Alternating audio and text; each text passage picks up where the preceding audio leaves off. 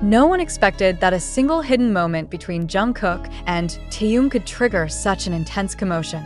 Within hours, information about a private call between the two BTS members spread rapidly across various social media platforms, even though not a single major media outlet openly reported it. So, what exactly happened in the conversation that was never announced? And why were fans' reactions so extreme, even sparking speculation about the direction of their personal and professional relationship? The most striking fact about this incident is that there was no official recording, no visual documentation, yet the credibility of this information grew stronger thanks to testimonies from fans with a proven track record in tracing members' activities.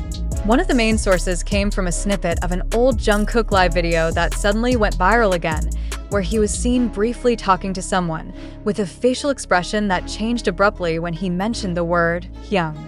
Some fans then linked this to Taehyung's Instagram post uploaded at nearly the same time, showing a room that strongly resembled the location where Jungkook was suspected to have made the call. What made the situation even more intense was the timing. This moment happened just a few days after the big news of Jin's return from military service, and when public attention was fully focused on the possibility of a BTS member reunion.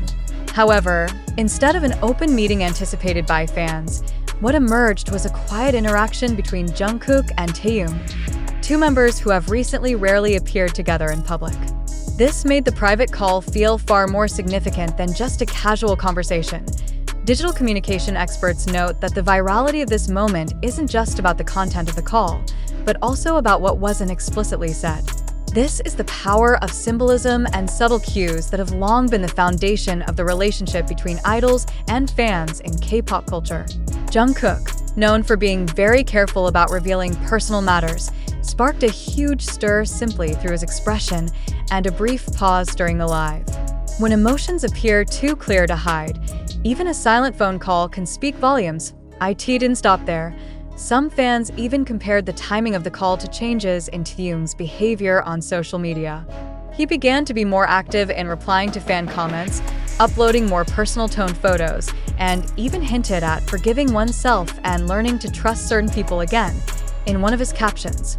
The combination of all these elements led to the assumption that the call was not only private but also emotional, and possibly marked a turning point in the dynamics of their relationship, which has been quietly monitored by millions of fans around the world. Several popular threads on Twitter and Korean forums stated that this call was a form of reconciliation, following rumors of a cold relationship between Jungkook and Taehyung after both focused on their respective solo activities.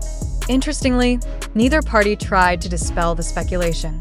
Even with their silence, exposure to the interaction was allowed to keep growing.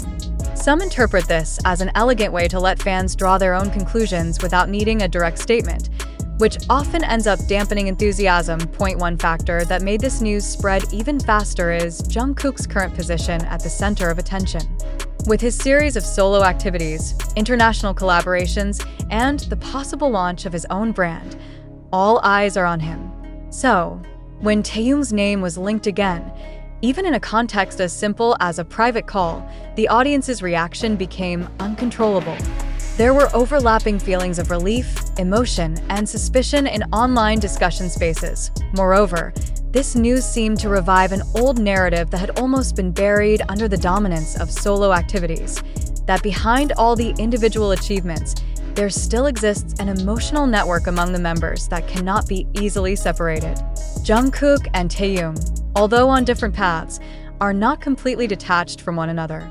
And the public sees this private call as proof that the red thread between them still exists, even if it's not always visible to the camera. What needs to be emphasized is that there has been no explicit confirmation, no response from official media, yet its effect felt like a minor earthquake in the fan community.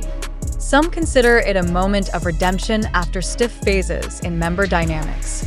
Others remain skeptical, questioning the validity of the information and assuming this was just an overblown coincidence. However, looking at the interaction graphs, spread, and discussion intensity, it's undeniable that this call has marked an important moment in today's BTS fandom landscape. Now a big question arises. Is this just one emotional episode that will be swallowed by the next wave of activities? Or is this the beginning of something bigger, a possible emotional reunion welcomed not through a stage, but through subtle signals cut off mid-live. ARMY is split in their response, between those who see this as a positive sign and those demanding further clarification. But one thing is certain, Jungkook's private call with Taehyung is not just a viral rumor. It is a symbol of silent connection that still touches millions of hearts, and seemingly far from over. Then, if everything discussed so far stems from live snippets, social media posts, and fan speculation, how far can we trust the validity of what's being called the private call between Jungkook and Taehyung? Did the event truly happen? Or are we trapped in a whirlpool of narrative construction collectively created by social media, where perception becomes stronger than fact? That question is important to ask, because in today's digital information era, the speed of news dissemination does not always match its accuracy. We see how one piece of Jungkook's expression during a live can shape global speculation, simply because the audience sensed something unspoken.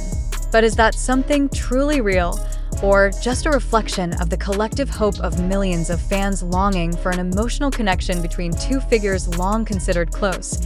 It should be emphasized that to this day, there is still no concrete evidence proving that the private call actually occurred. No official statements, no explicit visuals, no direct confirmation. What exists are patterns, post timing, location similarities, and emotional interpretation. So arises a deeper question.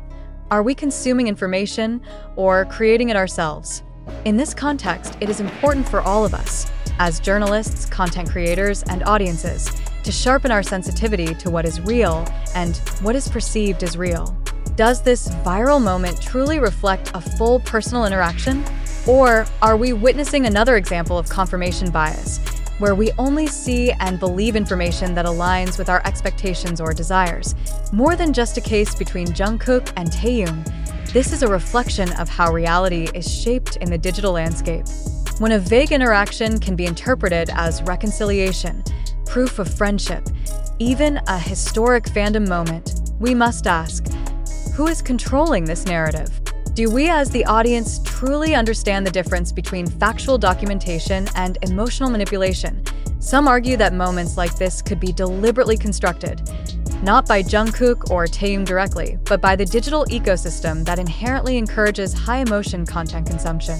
Headlines like "Private Call Goes Viral" do have appeal, but behind them lie large dynamics involving algorithms, the attention economy, and mass psychology. Have we become part of a grand scenario designed to sustain the existence and engagement of the online community?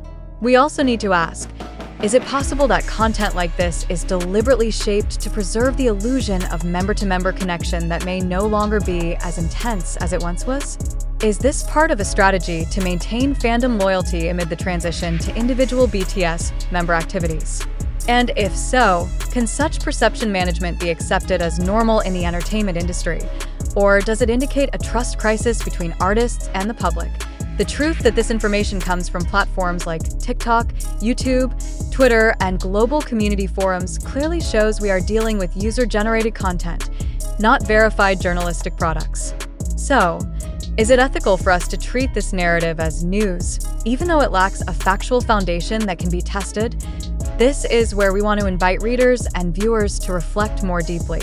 Every time we see a clip, body gesture, or ambiguous post from an idol, do we instantly interpret it as a sign of a deeper personal relationship?